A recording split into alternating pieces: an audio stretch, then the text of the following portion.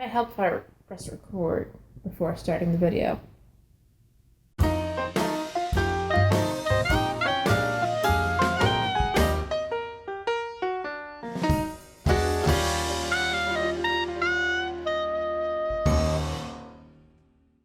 Hey guys, welcome back to my vlog. This is the very last one before I check in on Monday, and I'm super stoked for that. Can't even imagine how exciting this is gonna be. Today, I thought that I would let you guys know a couple travel tips and, how to get yourself to Orlando for check-in, because that's kind of important. I have moved yet again, as you can probably tell. This is a downstairs room in my parents' house, because I finally got the guest room after my fiance left. I was sleeping up in the media room, which, if y'all live in Texas, you know what I'm talking about, but it's a room specifically made for like projectors and stuff with no windows and just couches. Anyways, that's where I was sleeping, and I was borrowing my sister's room to film in.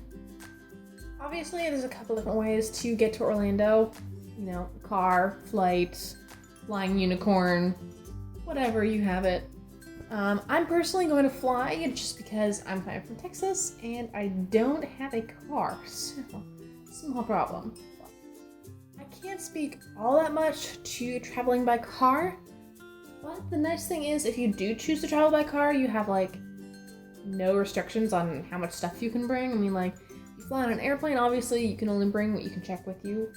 You could ship stuff, but that's really up to you. I'm gonna go ahead and let you know about my process, how I'm getting to Orlando, what I did to bring down the cost, anything that I can do to help you out. So first of all, if you're going to be flying to Orlando, definitely I would take Southwest, just because they have their whole 2 free bags rule, and then, I'm kind of biased because my aunt works there, but if you could find a cheaper flight on another airline. I know Spirit does super cheap flights, but they charge you for carry-ons and check bags, so by the time you purchase the Spirit ticket and then add all your bags that you're gonna need, I don't know if it's worth it. One thing to keep in mind is you do want to keep checking the Southwest website or Expedia or whatever website you're gonna look at a couple times, not just, snap up the cheapest ticket that you have. Best time to start looking for tickets is about 3 months out before your trip, just because that's around the time where things get low and you can find the cheaper flights. I actually found my flight for less than $100, so that was super nice. I did have to get a single way ticket just because they're not selling January tickets right now, but that also made it way more affordable for me, and might as well. Just don't forget to book your ticket on the way back, because that would be a problem. When it comes to hotels and where to stay on, the night before check-in or however many nights you're going to be there, you can't always stay on Disney property. Totally cool. You get the Magical Express to your room and all that. It's going to be a little more expensive than hotels in the area, but, it's Disney. You gotta pay a little premium, right? One thing that you do have to keep in mind is the Disney transportation doesn't take you to the DCP housing areas.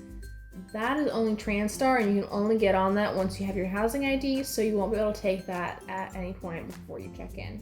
I personally will be using either Uber or Lyft to get to my hotel from the airport, just because I'm not going to stay on Disney property. There is a hotel directly across the street from the Vistaway complex. I'm going to go ahead and put that address in the description below, just in case you want to check it out, that kind of thing. I think I got $80 a night, so that was pretty good as far as prices go. And just so y'all know, they're going to be changing the check-in process this year. Don't know if you saw that on the blog or anything that Disney runs, but you're going to now check in your housing complex, not just Vista. So not everyone's going to Vista, some Chatham, Patterson, you get my drift. I'm super stoked because that also means that you get to figure out what apartment complex that you're going to be in way before you check in. Well, not way before. A couple days before you check in. I haven't gotten my itinerary yet, but you're going to need that when you're going to check in. 2 things for check-in: boarding pass and itinerary. Make sure you have those, otherwise it's a problem.